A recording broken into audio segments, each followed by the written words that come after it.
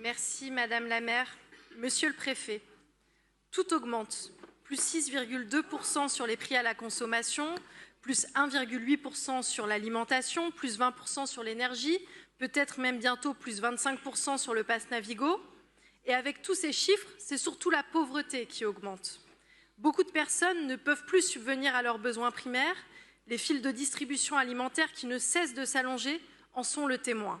Le constat de l'aggravation de la pauvreté est partagé largement par les associations qui agissent dans le domaine.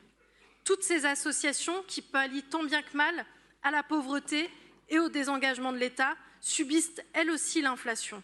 Elles la subissent doublement avec l'augmentation de la fréquentation, mais aussi avec la baisse des dons. Et pendant ce temps-là, en ce début d'hiver, alors que des Parisiennes et des Parisiens ont faim, les forces de l'ordre interviennent pour empêcher une distribution alimentaire organisée par Une Chorba pour tous, qui prépare 400 repas par soir depuis 2 ans, boulevard de la Villette, dans le 19e arrondissement. 2 soirs de suite, hier et avant-hier, des centaines de personnes ont été empêchées de récupérer un plat chaud. Il fait froid, des gens ont faim, et les forces de l'ordre refusent qu'ils puissent manger. C'est une honte.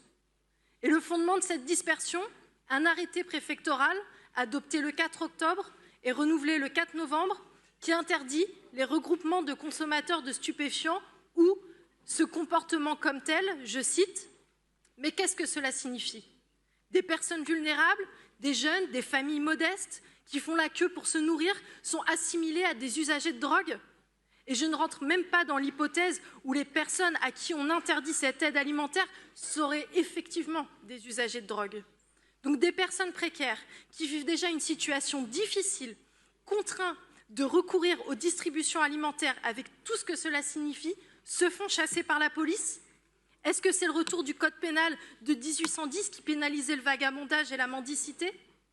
Au lieu de combattre la pauvreté, on combat les pauvres. On les cache, on les tient responsables de leur situation, on leur fait subir une double stigmatisation. Monsieur le préfet, cette situation va-t-elle durer ? Quand la distribution alimentaire pourra reprendre son cours normal ?